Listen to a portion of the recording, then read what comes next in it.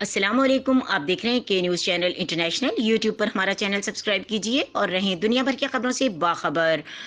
शहरों की हुदूद में जानवरों की खरीदो फरोख्त पर पाबंदी आयद। इंसदाद कोरोना के इदारे national command and operation centre NCOC ने शहरियों में जानवरों की खरीदो फरोख्त पर पाबंदी आयद कर दी। NCOC के मुताबिक तमाम इकाइयों के ईद उल अज़हा के लिए मुफस्सिल हिदायत जारी कर दी गई और इन हिदायत की रोशनी में मवेशी मंडियां शहर से बाहर लगाई जाएंगी।